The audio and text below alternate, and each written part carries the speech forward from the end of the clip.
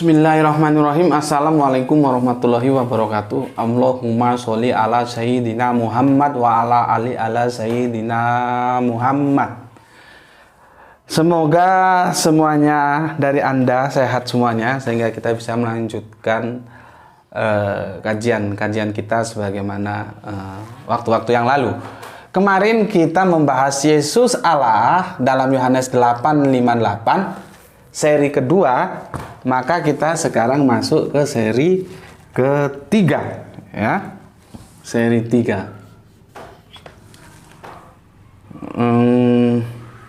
Kalau aku kemarin sudah menjelaskan Wahyu 3:14 ditutup dengan ini, ya, maka kita akan melanjutkan nanti ke Kolose. Tapi sebelumnya aku jelaskan dulu begini. Dalam perspektif teologis, dan itu menjadi antropologis, Yahudi sebagai agama yang dipegang oleh bangsa-bangsa Israel, anak sulung itu menjadi sesuatu yang sangat strategis, sangat berarti, gitu loh. Jadi ada namanya hak kesulungan, gitu loh. Sketsa ini bisa kita lihat bagaimana Esau dan Yakob, ya, itu berebut hak kesulungan, di mana Esau diperdaya oleh Yakob, sehingga hak kesulungan Esau itu dimiliki Yakob, dan akhirnya Yakoblah yang diberkati oleh Ishak. Ini kamu bisa baca di kitab Kejadian, ya. Kalau aku baca seperti analisa teks ke teks, waktunya bisa panjang lagi ini. Ngomong-ngomong durasi waktu memang aku agak repot sih, ya. Gimana ya? Ada sepihak teman bilang, nggak apa-apa Gus, biar panjang saja nggak apa-apa, supaya aku nggak bolak-balik. Karena kalau aku mau lihat seri berikutnya itu, supaya aku ngerti, aku harus mengulangi seri awalnya, gitu. Bikin aja satu seri panjang nggak apa-apa, gitu. Ya menurutku sih ya bagus-bagus saja, aku juga senang-senang saja. Tapi kan ada pihak lain yang mengatakan jangan panjang-panjang. Ya 30 menit aja itu sudah kelamaan, dia bilang. Ya pertama, ya kita harus tahu kemampuan orang kan tidak sama, ya. Terutama kemampuan waktu. Kalau dia panjang, dia perlu waktu yang harus dia alokasikan khusus. Tapi kalau pendek bisa curi-curi waktu. Ketika kerja, istirahatnya, atau ketika berdagang, waktu istirahatnya, atau apalah, dia bisa curi-curi waktu, kan begitu. Itu waktu. Yang kedua, ya alasan klasik, kemampuan orang membeli kuota internet itu juga beda-beda, gitu. Jadi aku ada pada dua keinginan yang tidak mungkin semuanya aku penuhi, ya, karena keinginannya saling diametral. Jadi ya kadang-kadang ada yang panjang, kadang-kadang ada yang pendek, gitulah. Seperti kemarin 2 season pertama 1 jam lebih itu. Oke. Kenapa kesulungan itu menjadi urgen, ya, menjadi begitu penting? Maka dalam sketsa semangkuk kacang merah, di mana dengan semangkuk kacang merah Yakob memberikannya kepada Esau sebagai ganti, bahwa kesulungan Esau itu sudah diberikan kepada Yakob. Ditipu si Esau. Tapi kalau dilihat dari ceritanya itu, kalau kamu baca langsung ke teksnya itu bagus. Itulah sebabnya Esau nanti, karena dia sudah sadar bahwa hak kesulungan itu penuh, dia akan bunuh si Yakob. Ibunda Ribka dengar, maka disuruh larilah Yakob ke pamannya Laban. Ya.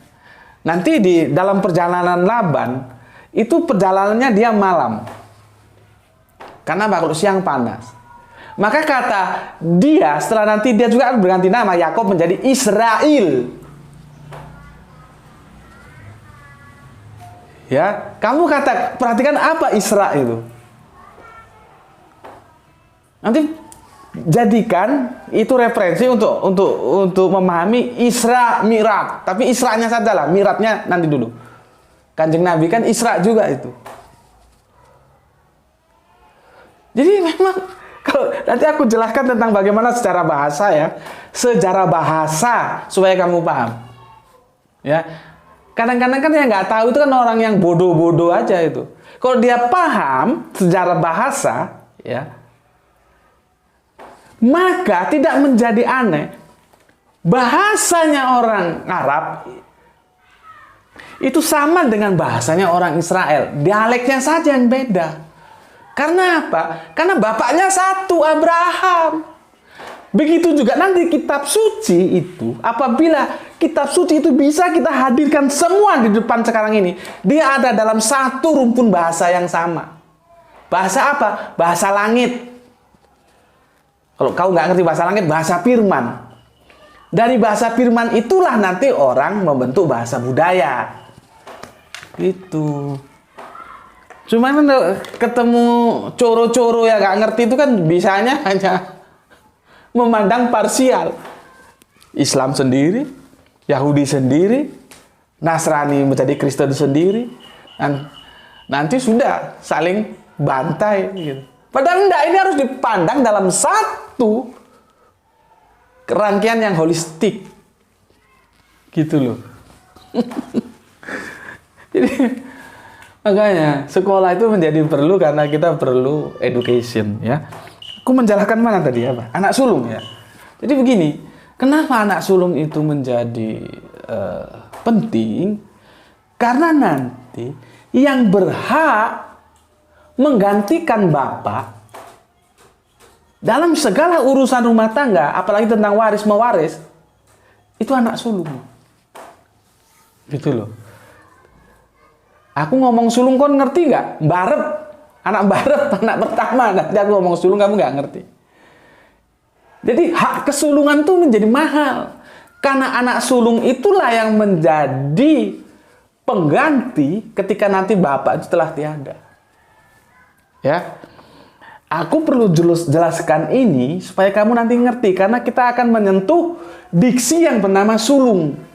Oke, sekarang kita masuk ke teksnya. Ini penciptaan, amin, ini sudah kemarin ya. Ini sudah selesaikan. Nanti kamu biar bisa paham. Jadi kalau ada pendeta main ke rumahmu ajak diskusi, itu ajari pendetanya cara memahami Bible yang benar gitu ya.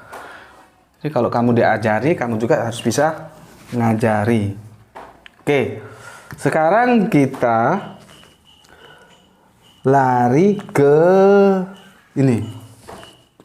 Buka Injilmu, Kolose. Ya.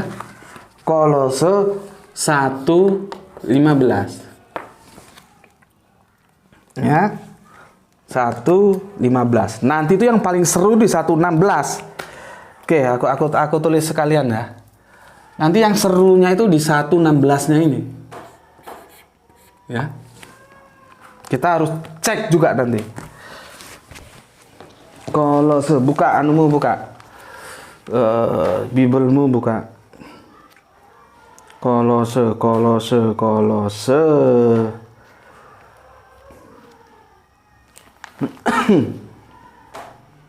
Wah, aku juga buka agak repotan ini. Kamu sudah menemukan Kolose. Sudah terlalu lama kitabnya, jadi kecampur-campur.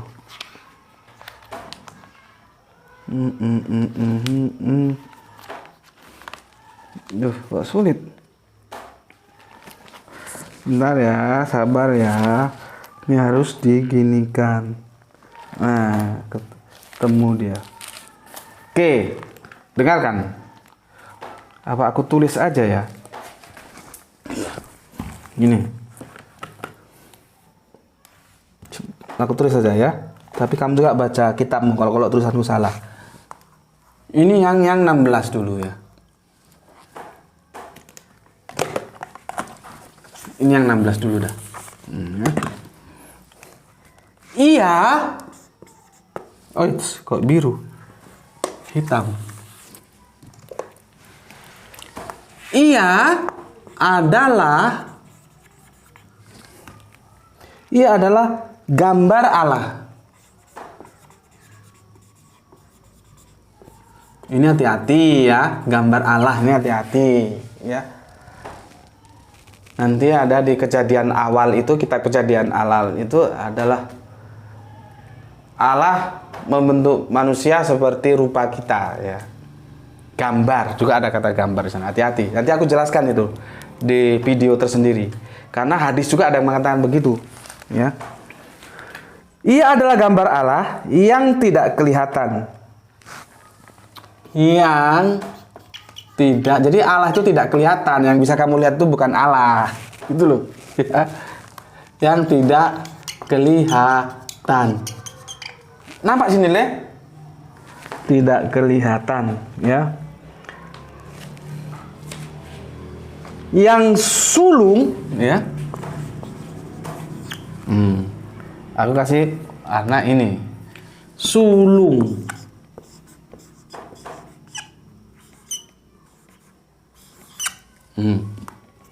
Yang sulung lebih utama dari segala yang diciptakan. Lebih utama. Jadi ini balik utama ini. Dari segala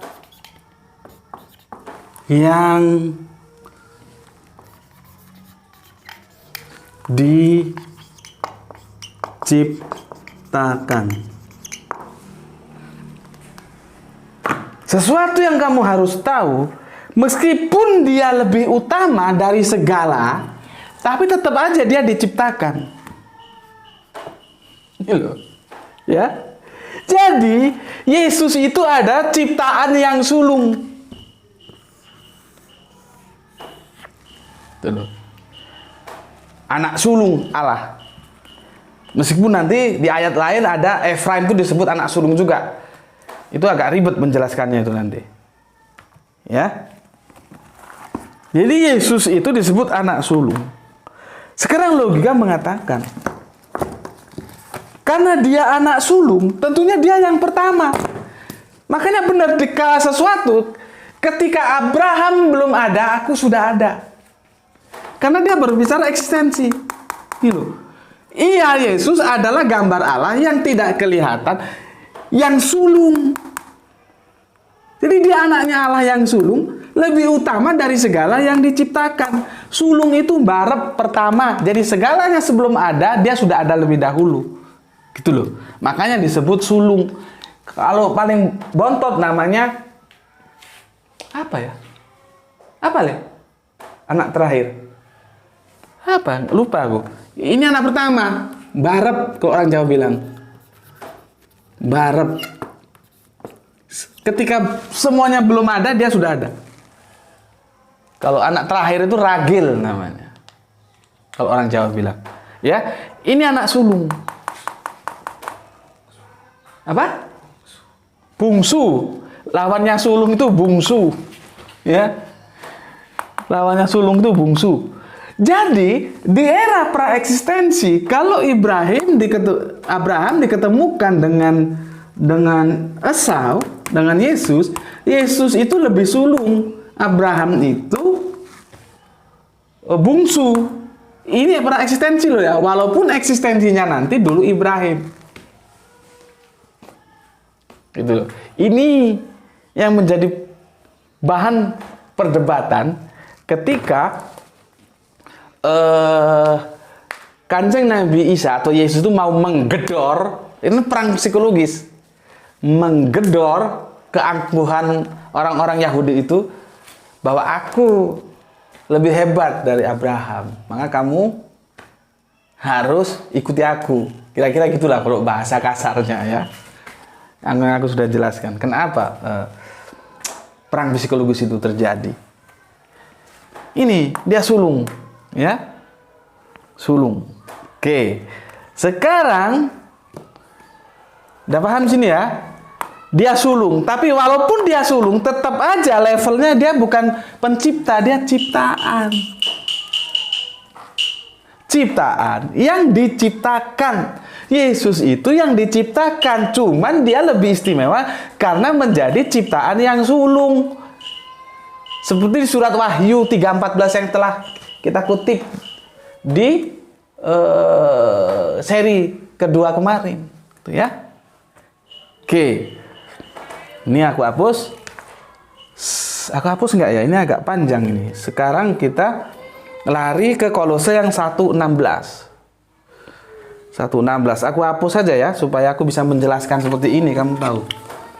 Ini sudah jelas kan? Oke. Yang 16.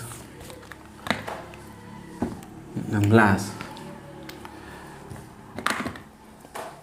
Ya, yang 16. Apa katanya? Ini menarik ini. Kalau nggak dipahami secara benar, rusak nggak punya akidah. 16. Panjang tapi 16 itu. Kamu baca di tempatmu ya. Aku ambil yang nggak terlalu panjang aja lah. Aku baca begini. Karena di dalam dialah telah diciptakan segala sesuatu.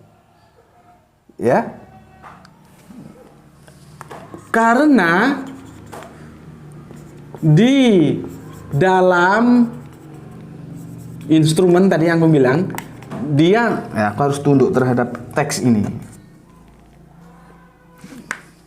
pakai D besar ya. Dialah, ya, karena di dalam dialah telah diciptakan,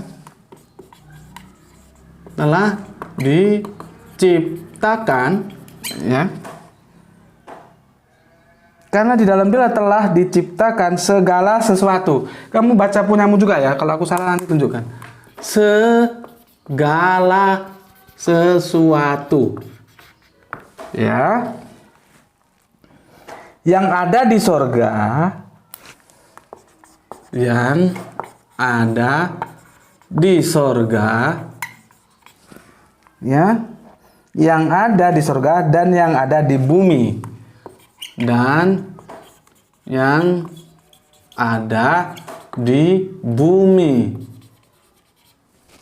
ya, yang ada di bumi, yang kelihatan dan yang tidak kelihatan, yang kelihatan dan yang tidak kelihatan. Tetap nampak, gambarnya tetap nampak, nggak terlalu gelap. Oke, ini sudah mau selesai kok ya. Yang kelihatan, yang tidak kelihatan, ya, baik pemerintah,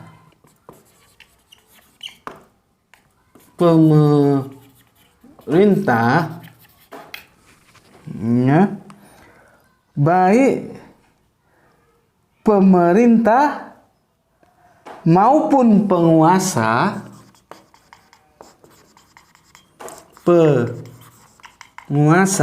ya, pemerintah maupun penguasa, segala sesuatu, nah ini, segala sesuatu, ya, lihat ini bahayanya di sini, segala sesuatu diciptakan, ya, apa ini?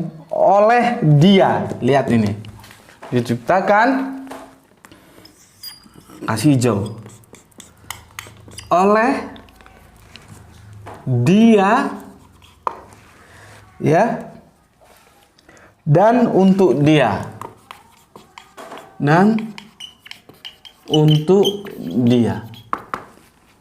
Nih kalimatnya begini, ya.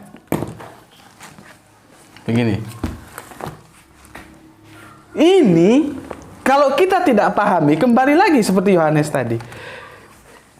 Oleh dia, Kalau kita tidak pahami secara benar, Yesus menjadi pencipta kalau di sini. Kok di Yohanes pakai kata menjadikan ya? Di sini sudah menjadi diciptakan. Karena di dalam Dialah telah diciptakan segala sesuatu yang ada di sorga dan yang ada di bumi, yang kelihatan dan yang tidak kelihatan, baik pemerintahan maupun penguasa. Segala sesuatu diciptakan oleh Dia dan untuk Dia. Nih. Ya.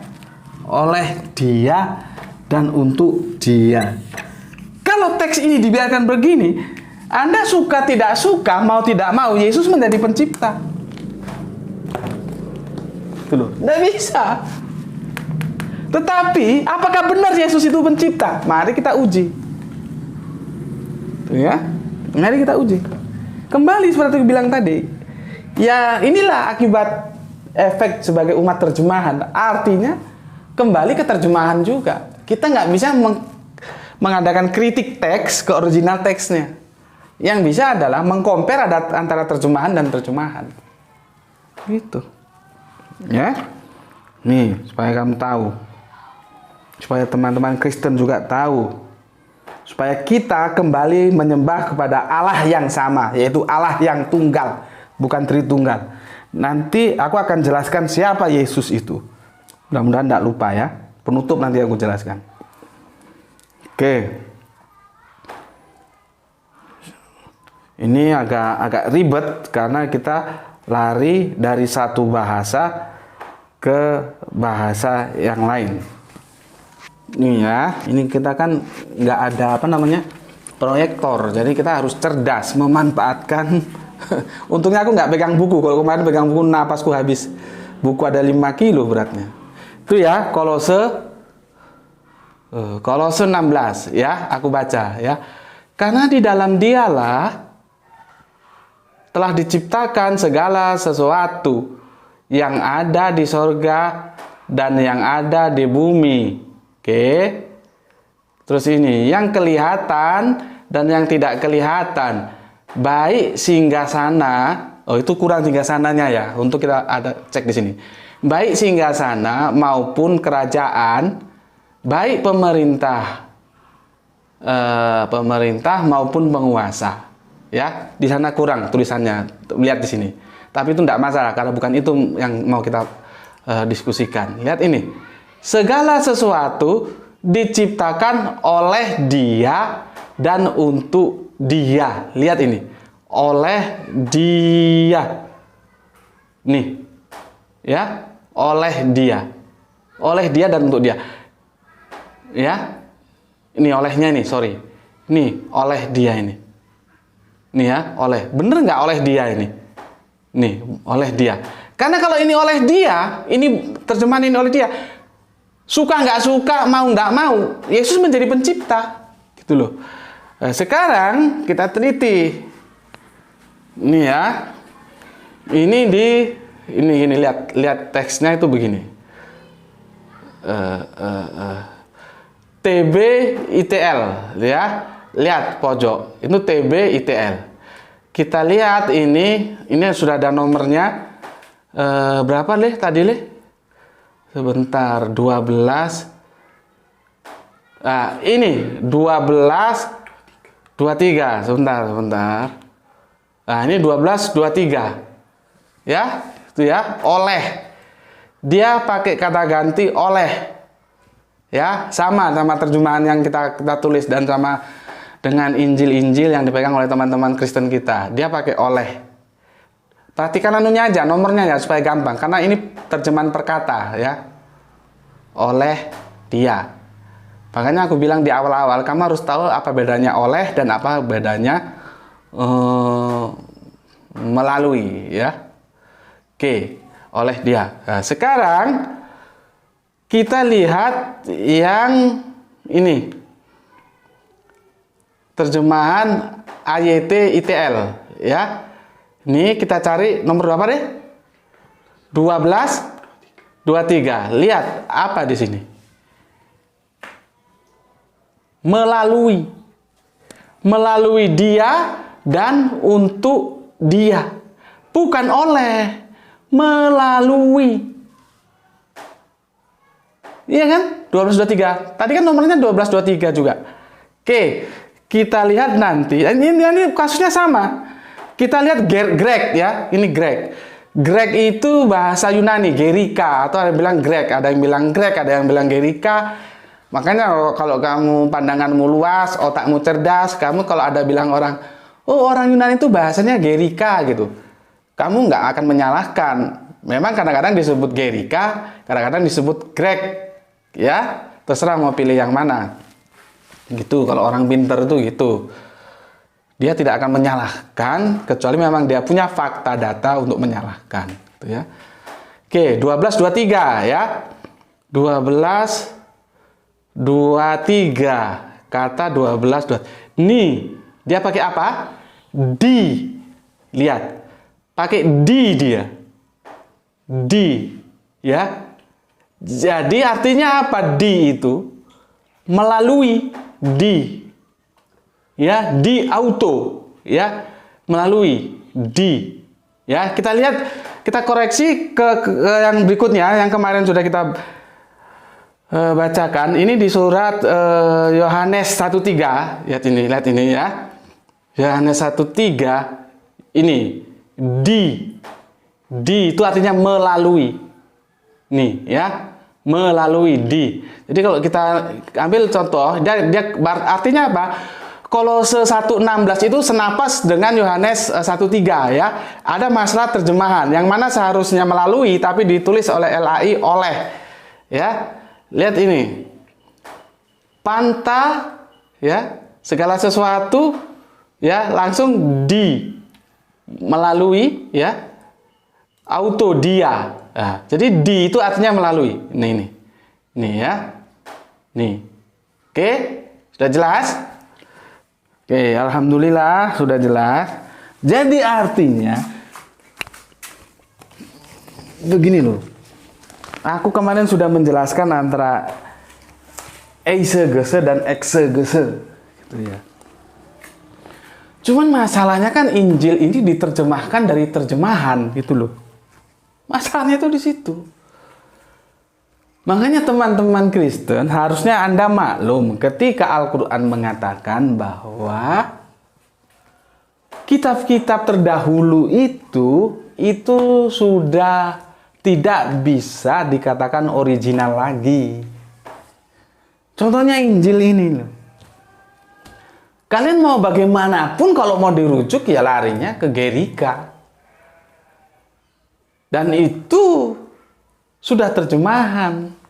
Bagaimanapun kalau mau dipaksakan lagi larinya ke Latin. Dan itu pun sudah terjemahan. Kan tidak mungkin Kanjeng Nabi Isa itu berbahasa Yunani dan berbahasa Latin. Orang dia bukan orang Yunani. Masa mau pakai Gerika? Orang dia bukan orang Romawi. Masa mau pakai Latin? Oke lah, kalian akan berargumentasi. Oke, tidak masalah. Pada saat itu bahasa Gerika, bahasa Latin menjadi bahasa internasional seperti halnya bahasa Inggris sekarang. Oke, tidak masalah. Cuman aku mau tanya, apakah dengan begitu lalu dia akan melupakan bahasa ibunya? Kan enggak.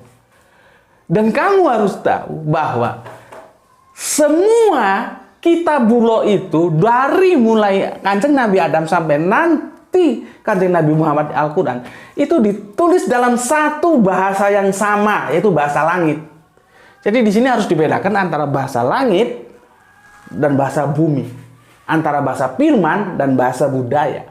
Makanya Al-Quran itu, ini yang Islam ini dengar, kupingmu dengar. Aku berkali-kali kasih tahu kau. Al-Quran ini ya, nih, dia mengatakan bahwa Arabiyun. Sayangnya penerjemahnya itu tidak paham, itu ada ya nisbah. Dia nggak bisa diterjemahkan bahwa Al-Quran itu bahasa Arab. Bukan. Bahasa Arab itu bahasa budaya, bos. Sama dengan bahasa Ibrani itu bahasa budaya yang awalnya dari bahasa langit. Itu loh. Muhammad dan Muhammadiyah kan beda. Ya. Jadi apa? Artinya, di sini kemurnian bahasa itu perlu sekali. Nah, karena semua sudah dijadikan satu, mulai dari kitab-kitab zaman Nabi Adam sampai Kanjeng Nabi Isa, itu sudah ngumpul satu di Al-Quran. Ya sudah, Al-Quran ini. Kamu baca surat Jum'ah itu, ya. Ibrahim wa Musa itu. Bahwa apa yang ada di Al-Quran ini ada pada kitab-kitab yang terdahulu. Gitu. Cuman karena pandanganmu itu parsial, Yahudi, Nasrani, Islam, terus saling mengakui, saling tidak mengakui. Yahudi tidak mau mengakui Nasrani. Ya, nanti Nasrani mau mengakui Yahudi. Kan begitu. Terus berikutnya, Nasrani tidak mau mengakui Islam. Islam mengakui Nasrani, mengakui Yahudi. Gitu loh. Jadi sebetulnya kesalahan yang dilakukan Nasrani itu hanya mengulangi kesalahan yang dilakukan oleh orang-orang Yahudi. Gitu loh. Ya. Itu. Oke, sekarang kita kembali. Di sini tadi sudah jelas apa? Melalui. Jadi instrumen melalui. Aduh, kok merah ya? Ini kita hapus, bukan oleh, tapi melalui. Bahasa Inggrisnya through. Kalau kamu buka terjemahan bahasa Inggris, through. Through itu kalau nggak salah begini tulisannya ya, Le. Ya apa, Le? Through. T-H-R-O-U-G. Nih, melalui dia, bukan oleh. Melalui. Jadi Yesus itu sebagai instrumen, ya. Ya. Karena di dalam Dialah telah diciptakan segala sesuatu yang ada di sorga dan yang ada di bumi, yang kelihatan dan yang tidak kelihatan, baik pemerintahan maupun penguasaan. Tadi ada yang sedikit belum tercatat ya. Segala sesuatu diciptakan melalui Dia dan untuk Dia. Melalui. Jadi Yesus itu hanya instrumen penciptaan melalui Yesus, bukan diciptakan oleh Yesus. Dulu. Paham kau? Sekarang supaya kamu lebih paham lagi, kamu buka Amsal. Ini sekalian ini, total ini. Ini aku hapus ya. Supaya kamu paham. Di sini juga dijelaskan kesulungan. Nanti juga kamu supaya ngerti ada apa di Injil Barnabas. Ya. Masih nampak, Le, lampunya? Masih nampak. Sebentar. Supaya kamu tahu, buka Amsalmu, buka kitab Amsalmu, karena panjang banget ini ya. Kamu buka kitab Amsal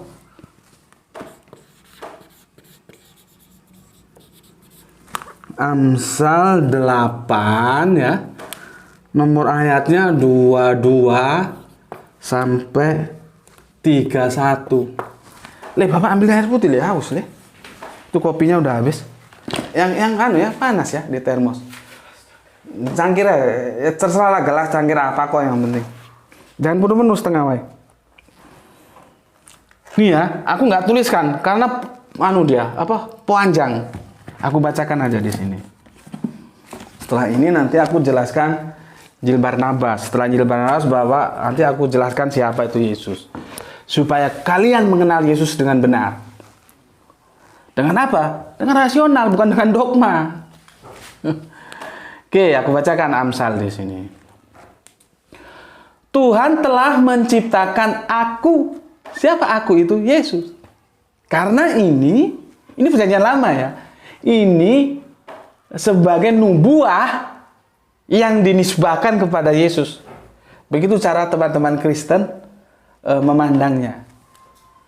Nah, nanti kita akan bicara tentang nubuah. Apakah setiap nubuah itu tepat dia tujukan untuk Yesus? Belum tentu juga. Gitu. Ya. Tapi itulah nanti jelang-jelang mau Natal nanti aku akan bahas nubuah. Sebentar aku minum dulu. Bismillahirrahmanirrahim.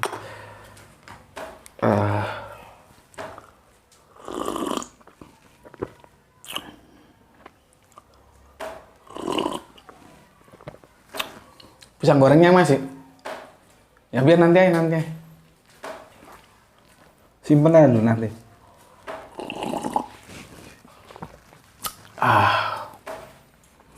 Oke, udah habis kopi bergelas-gelas.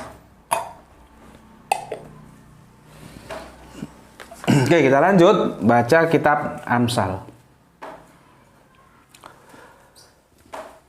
Amsal ini ya, ini banyak ini panjang nih. Tuhan telah menciptakan aku sebagai permulaan pekerjaannya.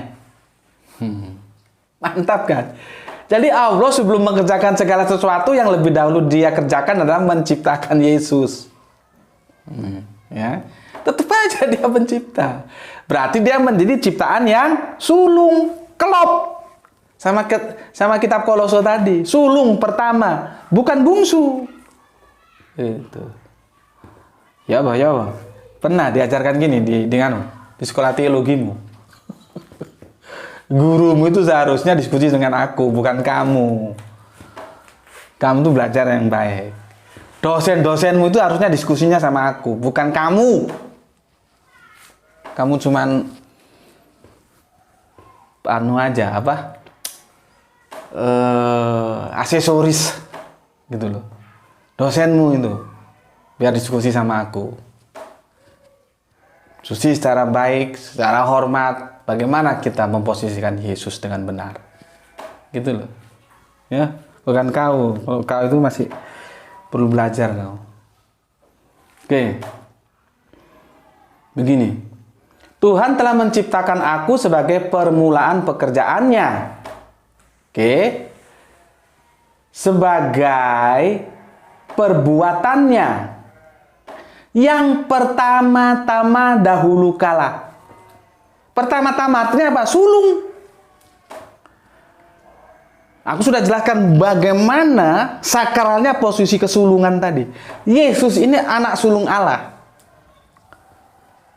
Ini teman-teman Islam tenang dulu ya. Kalau aku bilang Yesus anak sulung Allah itu otakmu juga jangan langsung menjadi kacau. Aku bicara dalam perspektif kekristenan dulu.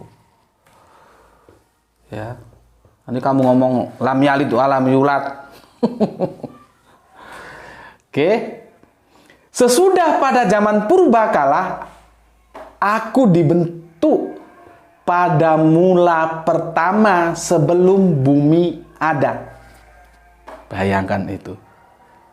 Sebelum bumi ada, pada mula pertama aku dibentuk, kata Yesus. Ini praeksistensi loh ya. Aku sudah jelaskan tadi. Yang 824.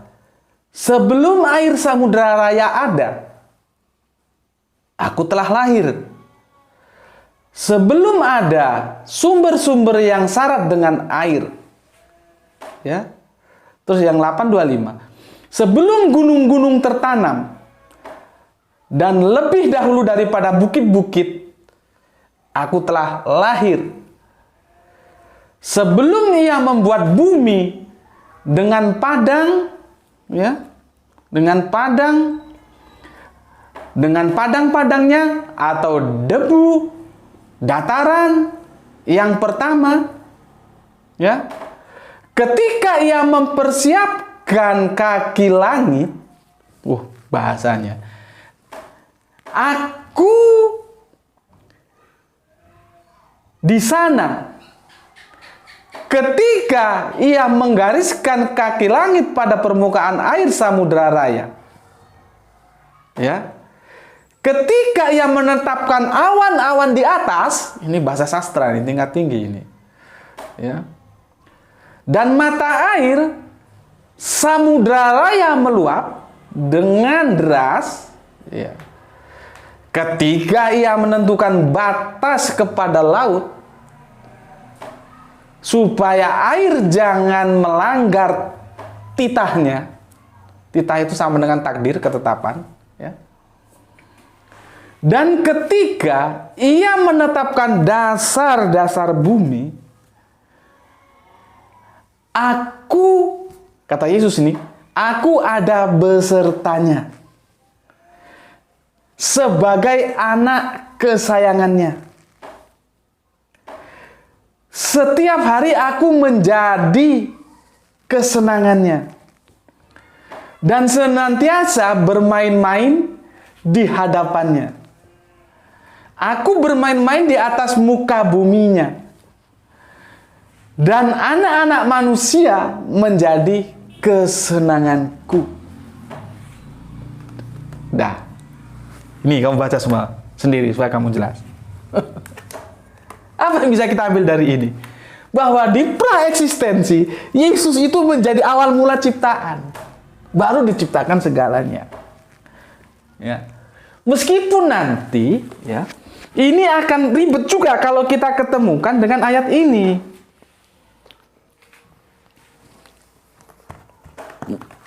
Ini ya akan ribet seperti yang aku bilang. Aku sudah pernah ketemukan dengan teman dari Saksi Yehova. Ternyata dia juga bingung. Katanya mau dipelajari dulu. Kitab Kejadian 1:1. Apa katanya? Pada mulanya Allah menciptakan langit dan bumi. Pada mulanya Allah menciptakan langit dan bumi. Jadi pada mulanya Allah menciptakan langit dan bumi. Sedangkan Yesus mengklaim sebelum Allah menciptakan langit dan bumi, menentukan batas air, batas awan awas, batas segalanya yang kita sudah baca tadi, dia lebih dulu diciptakan. Nah, sekarang pertanyaannya, mana lebih dulu diciptakan Allah? Ya, antara langit dan bumi dan Yesus di sini. Ini kan jadi kontradiktif ini. Atau bagaimana cara merukunkannya ini supaya nggak benturan? Ini, ya, karena di sini Yesus sebagai ciptaan mula-mula, sementara di sini di Kejadian 1:1 ini pada mulanya Allah menciptakan langit dan bumi. Pertanyaannya, langit dan bumi atau Yesus dulu yang menjadi ciptaan mula-mula? Nah, itu diskusi kita yang perlu memerlukan jawaban, kita cari bersama nanti. Dan aku belum dalam konteks menjawab itu. Ya, itu sekedar supaya kamu tahu saja. Oke, sekarang aku akan katakan kepada kamu, kalau aku baca Amsal ini dalam sebuah penjiwaan yang begitu sungguh-sungguh, aku merasakan bahwa kerangka berpikir ini juga ada di dalam Islam. Terlepas itu diakui oleh seluruh Islam atau tidak, itu hal lain. Karena apa? Dia ada dalam konteks hadis. Hadis itu dipegang erat oleh saudara-saudara Islam kita dari salah satu kelompok. Sebetulnya sih kok menurutku dia itu kelompok Thorikoh. Tapi aku tidak tahu kenapa mereka tidak mau disebut sebagai Thorikoh. Ya. Yang nama awalnya itu kelompoknya W. Ya. Bismillahirrahmanirrahim.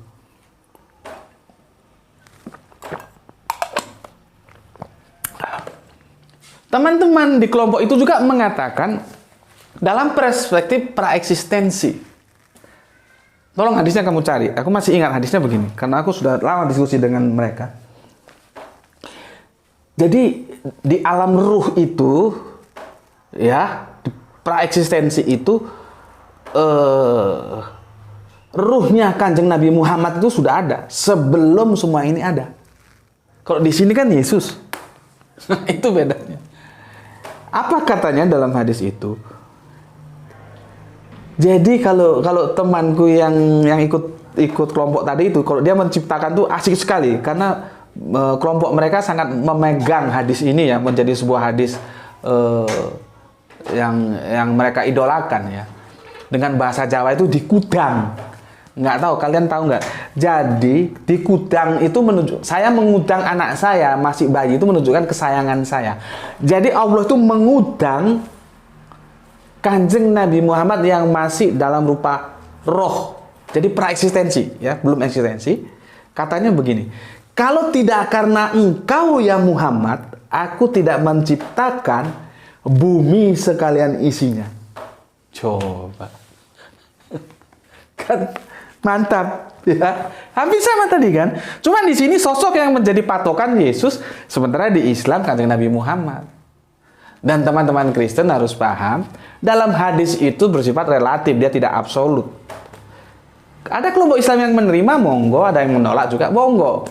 Tinggal bagaimana tadi kita melaksanakan uji kesahihan apakah hadis itu sahih. Itu hal lain. Nanti ada kelompoknya mustalah hadis. Ya.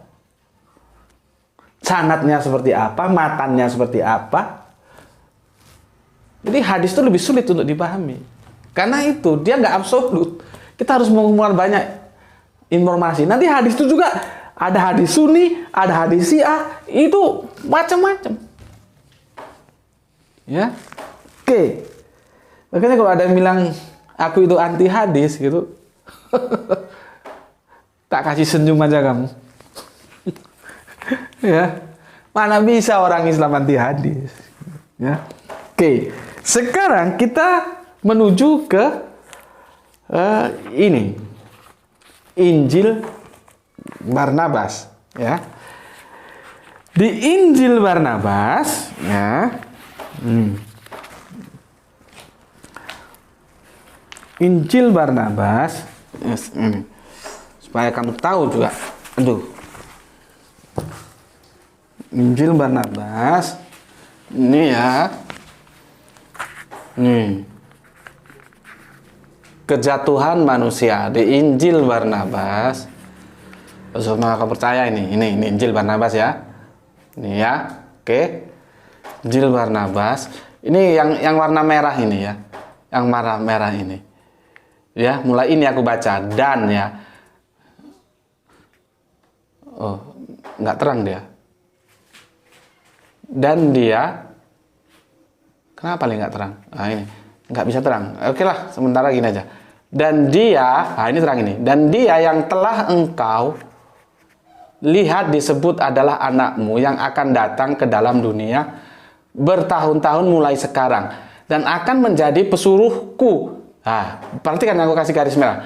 Karena dia, kata Nabi Muhammad, aku Allah telah menciptakan seluruh alam yang akan memberikan penerangan kepada dunia bila dia datang, yang rohnya telah ditempatkan dalam suatu keindahan surga 60.000 tahun.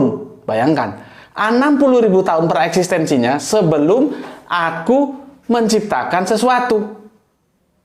Klop kan? Cuman di sini pijakannya Kanjeng Nabi Muhammad, kalau di kekristenan Yesus, tapi semangatnya sama. Artinya apa? 60.000 tahun sebelum Allah menciptakan segala sesuatunya, ya, Allah sudah menciptakan Kanjeng Nabi Muhammad dalam wujud praeksistensi rohnya itu. Ya itu keadaannya seperti itu supaya kamu paham. Ya. Terus apa yang mau kita simpulkan dari pertemuan ini? Dari 3 seri ini. Yang mau kita simpulkan adalah bagaimana cara kita menempatkan Kanjeng Nabi Isa atau yang disebut Yesus itu. Ya, gini. Nah, hapus ya. Oke. Ada 2 kontradiksi yang tidak bisa dirukunkan. Ini Yesus. Ya. Terus ini Allah. Ya. Ini manusia.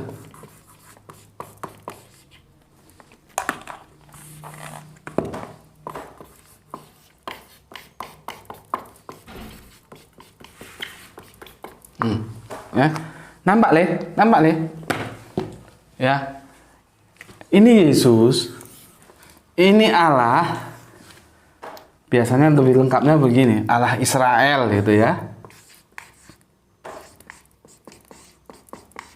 Allah yang disembah orang Israel gitu ya. Ini manusia biasa seperti kita. Sekarang timbul pertanyaan. Apakah berdasarkan Yohanes 8:58 bisa ditarik kesimpulan bahwa Yesus itu Allah hanya karena Yesus mengatakan kepada Bapak Abraham, sebelum Abraham ada, aku sudah ada. Tentunya tidak. Karena aku sudah jelaskan secara panjang lebar tadi, apapun adanya, meskipun Yesus ada sebelum Abraham ada, tapi posisi dia tetap saja sebagai ciptaan. Yang diciptakan itu namanya makhluk, bukan khalik. Oke. Lalu, apakah Yesus akan kita anggap sebagai Allah? Kan tidak. Gitu loh. Oke. Artinya, dari mengupas tuntas ayat demi ayat tadi, kita bisa simpulkan bahwa Yesus bukanlah Allah yang disembah Israel. Tuh. Berikutnya, ada kemungkinan kedua berarti. Apakah Yesus itu manusia biasa? Jawabnya juga tidak. Karena apa? Aku pakai kerangka berpikir Kristen loh ya. Karena kalau tadi kan kerangka berpikir Islam tentunya Muhammad ya.